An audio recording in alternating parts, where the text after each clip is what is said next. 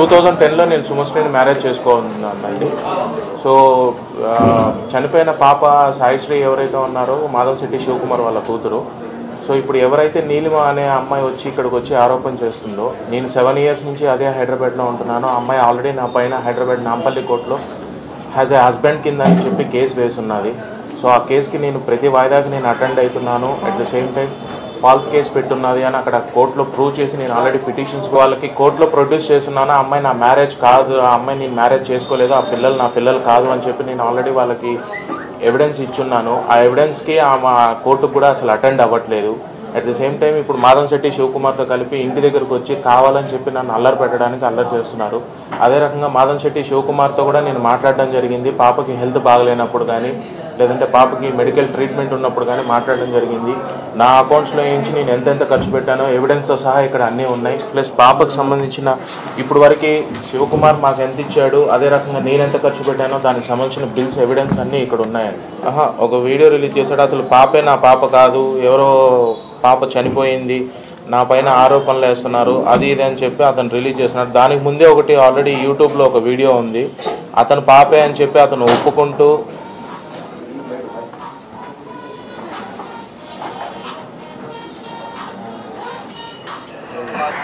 ఉద్దేశంతో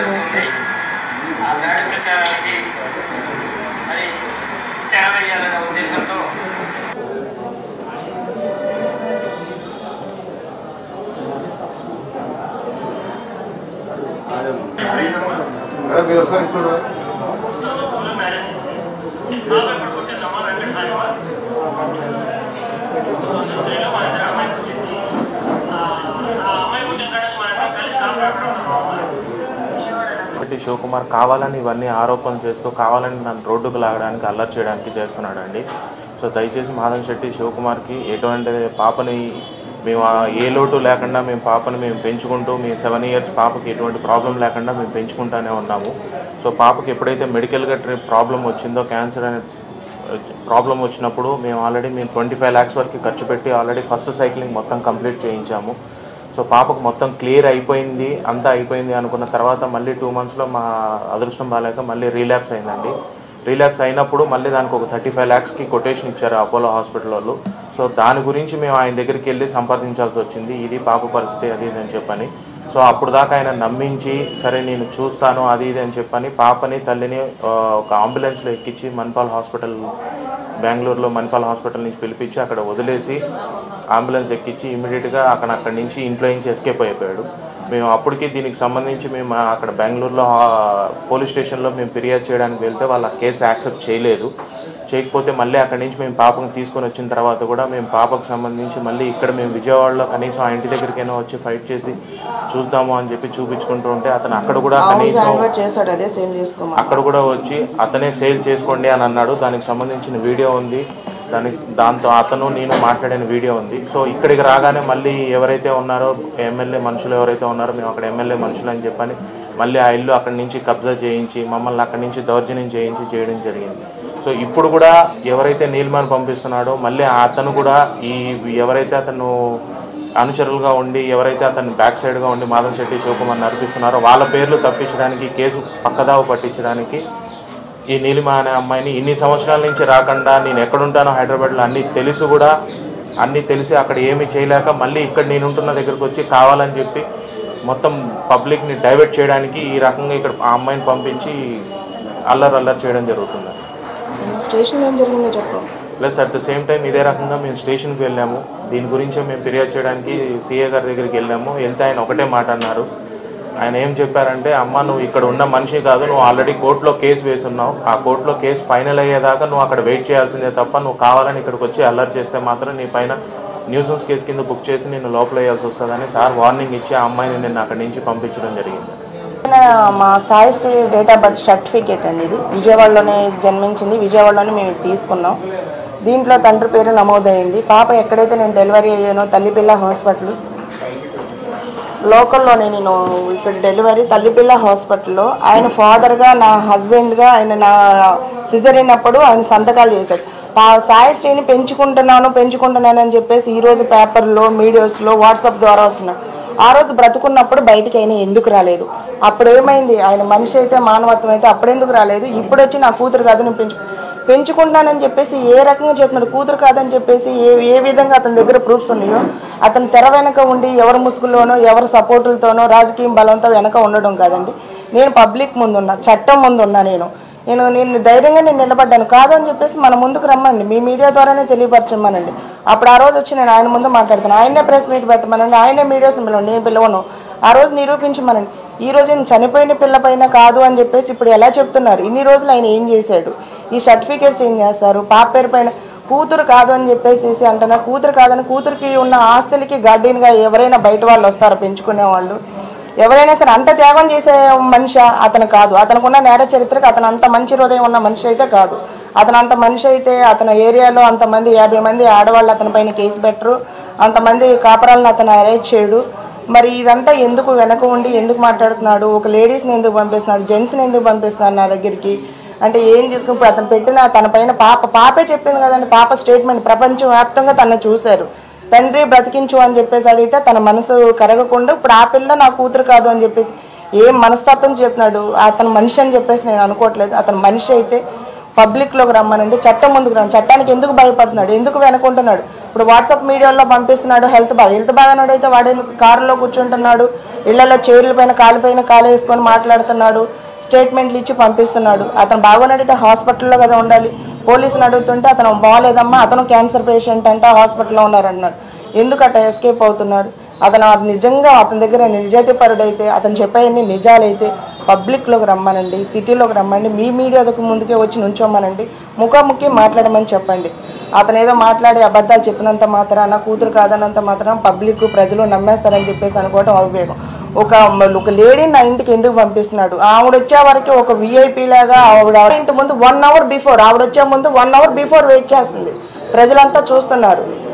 ఎవరు అంటే ఏమీ లేకోకుండా ఒక అనామకురాలు ఒక సామాన్య లేడీస్ వస్తుంటే మీడియా వచ్చి 1 గంట వెయిట్ చేస్తుంది నా ఇంటి ముందు. ఏంటి ఇది నా కోసం వస్తున్నారంటే కాదు. మరి నా ఇంటి ముందుకి ఎందుకు వెయిట్ చేస్తున్నారంటే పర్సన్స్ వస్తున్నారు, వేరే వాళ్ళు వస్తున్నారని చెప్పేసి ఇన్ఫర్మేషన్ వచ్చిందని చెప్పేసి చెప్తున్నారు. దీన్ని బట్టి దీని వెనక ఎవరున్నారు అనేది మీరే అర్థం చేసుకోండి. ఎవరి ఇన్ఫ్లుయెన్స్తో నా ఇంటికి ఈ ప్రెస్ కథలు వస్తుందో, ఆవిడ వచ్చినప్పుడు ఎందుకు ఈ గలాట చేస్తున్నారు? ఎందుకు పబ్లిక్ని కేసుల నుంచి తప్పించుకోవడానికి వాళ్ళు కడుక్కోవడానికి నా మీద బురదతో నన్ను కల్లహోళం చేస్తూ నా కూతురు చనిపోయిన పిల్లని కూతురు కాదు అని చెప్పేసి అన్పాపులారిటీ కోసం ఇదంతా మాధవశెట్టి శివకుమార్ చేస్తున్న డ్రామా. అవన్నీ మాకు తెలియదు. ఆవిడే ఒప్పుకుంది, ఆవిడే ఒప్పుకున్న పేపర్స్ ఉన్నాయి. అవన్నీ వాళ్ళంతా కలిసి పైన భార్య బిడ్డలను పెట్టి కింద నన్ను ఇంట్లో పెట్టాడు. కానీ కింద ఇంట్లో నాకు ఇష్టపూర్వకంగా జరిగిన పెళ్లి కాదు, బలవంతంగా ఫోర్స్ఫుల్గా జరిగిన పెళ్లి. నా ఫ్యామిలీ స్ట్రెంత్ చూసుకొని నా బ్రదర్స్ చిన్నపిల్లలు వాళ్ళని బెదిరిస్తూ వాళ్ళని చంపేస్తామని చెప్పేసి ఆ ఇంట్లో నన్ను హౌస్ అరెస్ట్ చేశారు. మా బేబీ నేనేం చదువుకోలేదు. హౌస్ అరెస్ట్ చేసి నన్ను 8th month ప్రెగ్నెంట్ వరకు 8th month ప్రెగ్నెంట్ అప్పుడు కూడా నా ఫ్యామిలీ మెంబర్స్ని మా మమ్మీ బంధువుల్ని పిలిపించి 50 మంది పర్సన్స్ని పిలిచి ఒప్పందం ఈ పిల్ల ప్రెగ్నెంట్ ఏం అవ్వకూడదని చెప్పి పిలిచి అప్పచెప్పాడు.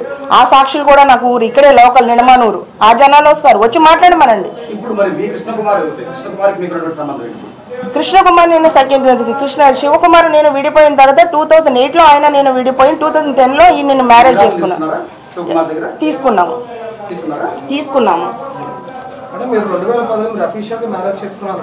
అవును.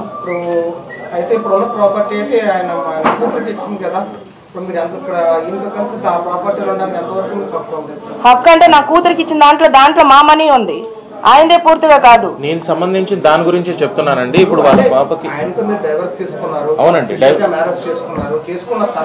నేను అదే చెప్తున్నానండి. ఇప్పుడు మ్యారేజ్ తీసుకున్నాను. చెప్పండి. చేసుకున్న తర్వాత మీరు ఇంట్లో కలిసి ఉండాలి కదా, ఆయన ఇచ్చిన దాంట్లో మీరు ఆయనతోనే కలిసి ఉంటారు. కూతురు బాగాలేదని కూతురికి తను చూడాల్సిన బాధ్యత లేదా? కూతురికి ఏమైనా ఇచ్చాడా మెయింటెనెన్స్? కూతురికి ఇల్లు ఇస్తాను అని చెప్పేసి చెప్పండి. 4 లక్షలు ఇచ్చారు అని మీరు చెప్పారు.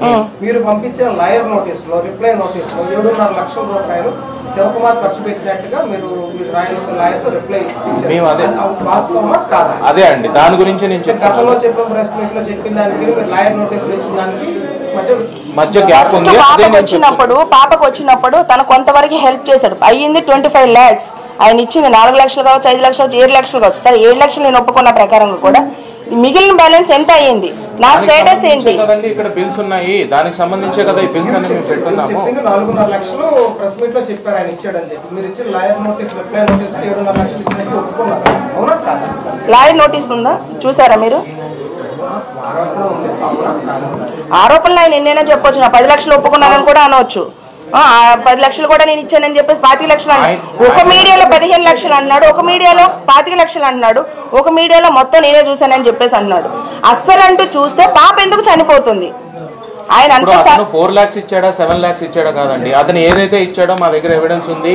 అది కట్టింది అతను అపోలో హాస్పిటల్లోనే కట్టాడు. మేము ఏదైతే ఖర్చు పెట్టామో దానికి సంబంధించిన ఎవిడెన్సెస్ ఉన్నాయి, బిల్స్ ఉన్నాయి, దానికి సంబంధించిన టోటల్ రికార్డు ఉన్నాయి. ప్లస్ ఇంకోటి అండి, నిన్న మీరు మీడియా వాళ్ళు వచ్చి మా ఇంటి దగ్గరకు వచ్చి ఆ నీలిమ అనే అమ్మాయి వచ్చినప్పుడు మీరు అన్ని రకాలుగా నన్ను ప్రశ్నించి అడిగారు. నేను అదే రకంగా ఇప్పుడు ఈ నీలిమ అని చెప్పి ఎవరైతే మాట్లాడుతున్న పిల్లలకి న్యాయం చేయాలంటే మరి ఇతనెవరు, ఇతను అదే పిల్లని పెట్టుకొని ఎందుకు ఫొటోస్ దిగున్నాడు, మరి ఈ ఫొటోస్ కి సమాధానం ఏంటో అసలు దీన్ని ఏ మీడియాస్ లో కూడా టెలికాస్ట్ చేయలేదు. దీన్ని ఏ మీడియాలో కూడా ఈ ఫొటోస్ టెలికాస్ట్ చేయలేదు. ఇది ఒకటి. దాని తర్వాత మళ్ళీ ఇతనితో ఎవరితోనో మ్యారేజ్ చేసుకొని ఉన్న ఫోటో ఇదొకటి. ఇవన్నీ నేను నిన్న మీడియాకి అన్ని క్లియర్ గా చూపించాను. కనీసం ఎవరు ఒకరు కూడా టెలికాస్ట్ చేయలేదు.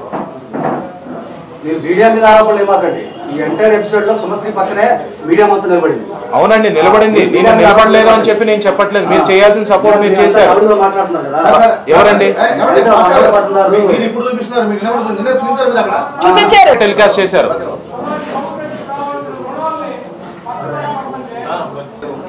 నేను అదే చెప్తున్నాను కదండి. భార్య అనేది ఉంటే 7 సంవత్సరాల నుంచి మరి ఆమె కోర్టుకి ఎందుకు రావట్లేదు? నేను కేసు ఫైల్ చేసిన తర్వాత మరి కోర్టుకి ఎందుకు రావట్లేదు?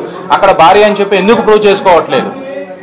నేను ఉంటున్న ప్లేస్లో 7 years నుంచి నేను హైదరాబాద్లో ఎక్కడైతే నా వ్యాపార స్థలం తెలుసు, నేను ఉంటున్న కాపురం స్థలం తెలుసు, అన్ని తెలుసు. అక్కడికి రాని మనిషి ఈ రోజు పాప చనిపోయిందని ఎందుకు ఇక్కడికి వచ్చి ఆరోపణలు చేస్తుంది? నా భర్త, నా పిల్లలు న్యాయం చేయండి, అది చేయండి, ఇది చేయండి అని ఎందుకు ఆరోపణ చేస్తుంది? నేను అదే చెప్తున్నాను, ఇప్పటికీ చెప్తున్నాను. మాదన్శెట్టి శివకుమార్ని మీరు వెలుగులోకి తీసుకురండి. మాదన్శెట్టి శివకుమార్కి అదే అట్ ద సేమ్ టైం నీలిమకి లింక్ ఉందని మేము 100% నా దగ్గర ప్రూవ్ చేసే ఎవిడెన్స్ నా దగ్గర ఉంది. నేను ఆ రోజు ప్రొడ్యూస్ చేయడం జరుగుతుంది. అది ఎవరి ముందైనా సరే అండి, పోలీస్ ముందైనా సరే, మీడియా ముందైనా సరే నేను ప్రొడ్యూస్ చేయడానికి సిద్ధంగా ఉన్నాను. నీలిమకి మాదన్శెట్టి శివకుమార్కి లింక్ ఉంది. అదే మాదన్శెట్టి శివకుమార్ ఇప్పుడు నీలిమని ఇక్కడికి పంపించి కేసు తప్పుదో పట్టించడానికి